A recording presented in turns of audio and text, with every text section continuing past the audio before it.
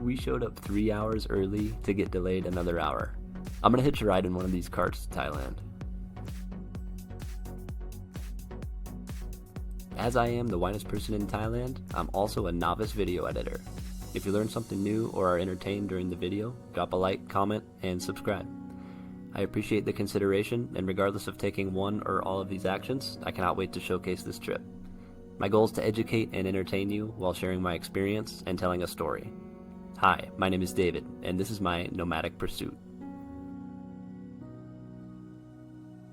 And here was the first plane we were supposed to board that had a mechanical issue, but it was out of our control, so no reason to be butthurt.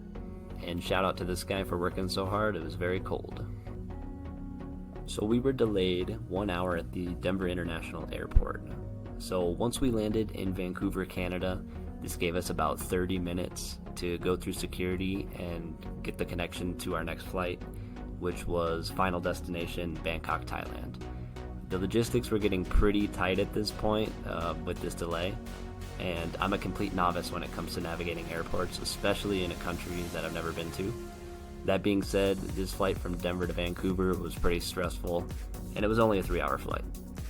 We met a handful of people with the same connection from Vancouver to Bangkok, Thailand, and while we were on the plane, I requested that we have priority to get off the plane first to meet that connection, and shortly after we landed, we found out they were not holding the plane. It looks like we'd be staying the night in Vancouver, Canada. Here we are at the baggage claim of shame. After a brief negotiation with customer service, they shut me down for a business class upgrade, but we did get a comped room for the evening in Vancouver and complimentary food until we arrived in Thailand. We would just have to give it another shot in the morning. So there we were, on our way to the Vancouver airport once again, this time on bus. This time we would be making an extra connection to Seoul, South Korea, and then finally to Bangkok, Thailand. Although our time here in Vancouver was short-lived, during our commute back to the airport, the landscape was beautiful. It reminded me a bit of the States, but I had that feeling that I was outside of the country. And being my first trip outside of the country, it was kind of a special feeling. Despite the setback in our travels, I'd like to reflect for just a moment. Along the way, we actually met some really cool people that could directly relate to what we were going through. Here in this picture is Debbie and Tom, I believe, and they're actually from my hometown, I found out. We also met some other people, I think 4 other people, that were headed to Thailand, but set back a little bit.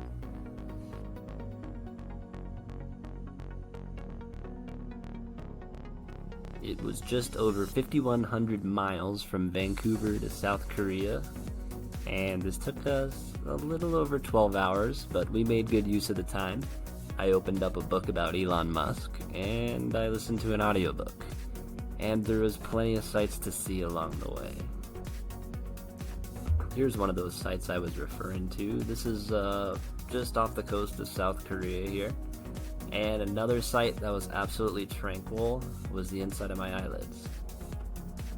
There's a 13-hour time difference between Colorado and Thailand, and someone suggested I try to sleep as much as I can on the plane to avoid the jet lag, and in this shot that was my intention, but I'm a very good actor because I did not get an ounce of sleep on the plane.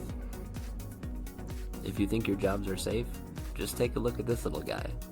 If I have any doctors or lawyers listening, in 10 years' time, you might just be changing this guy's batteries. On this Korean airline, they have a unique way of explaining flight safety. In contrast to a boring briefing from your flight attendant on a US flight, this was a breath of fresh air, and maybe my first realization of a cultural difference. Take a listen.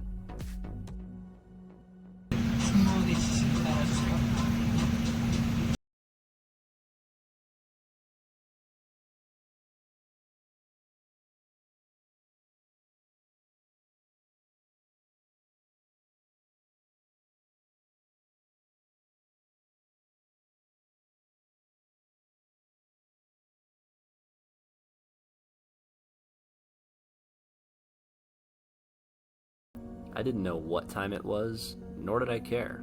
I was just ready to land in Thailand. And welcome to Bangkok, Thailand, at the Suvarnabhumi Airport. If you're looking for the reception room for Buddhist monks, or the Muslim prayer room, head to floor 3. And here's a tip if you plan on traveling abroad. If you don't have international service from your phone provider, I'd recommend picking up a SIM card at the airport of your destination. I purchased one for 500 baht, which is about $15 US. This gave me 40 gigs of data and a foreign phone number to communicate in Thailand. You can find a SIM card provider in most places, but if you're not sure that your immediate destination will have Wi-Fi, or you need directions or translation in the meantime, I'd recommend buying this at the airport.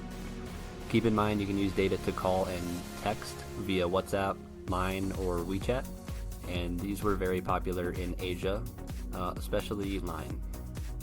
Say hello to Atipon and Guy. These are Jidapa's relatives, and they'll be showing us around Bangkok until we fly to Chiang Mai. And the first thing we did when we landed in Bangkok is grabbed a bite to eat, and believe it or not, 7-Eleven, the gas station convenience store 7-Eleven, is prominent in Thailand. They are everywhere, and they are far superior to the 7-Eleven in the United States. They have pretty authentic Thai food, and it's really good. Simple and good. A Thai favorite.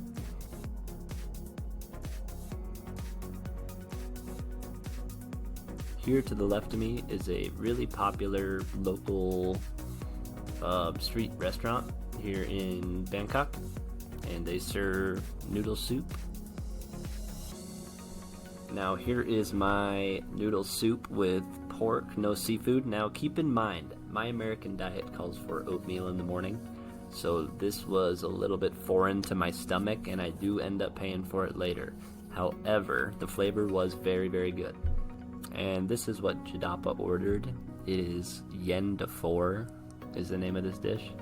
And it's sort of a noodle soup as well, but it looks like it has liver in it and seafood. So it's not quite my speed. But I did end up trying a fish ball while we were here. So that was a first for me. And I'm not a big fan of seafood. It wasn't too fishy. I was really surprised. But would I order it again? Probably not. Not over chicken or pork. After brunch, we went across the street to Pun Thai, our first coffee shop in Thailand. And if you stay tuned, later on in the series, I reveal some other coffee shops that are superior to Pun Thai. If you're a coffee lover, stay tuned for that. But this wasn't too bad.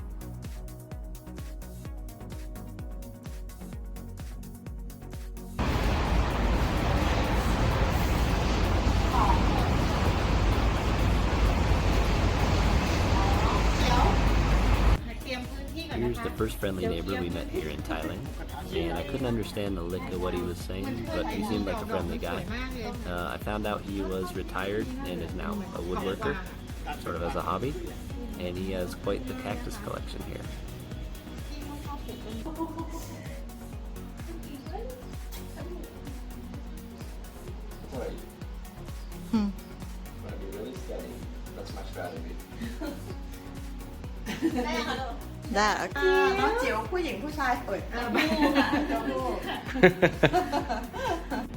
And this little guy woke us up at 6 a.m.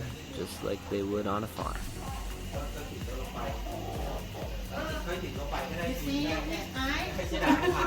I can't see them.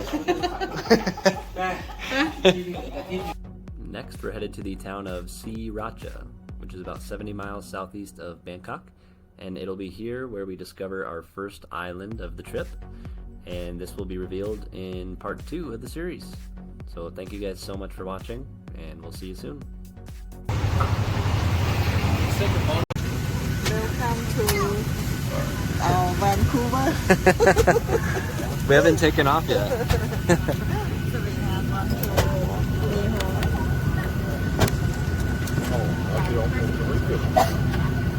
That plane, is that still the plane that has the mechanical issue? I don't think they pulled it out. Yeah, it's still there. So that means it's done. That means it's done. You can. Oh yeah, you can hit the square. This? The square right here. Thanks, sweetie. เดี๋ยวเราทำตัวเองฮะ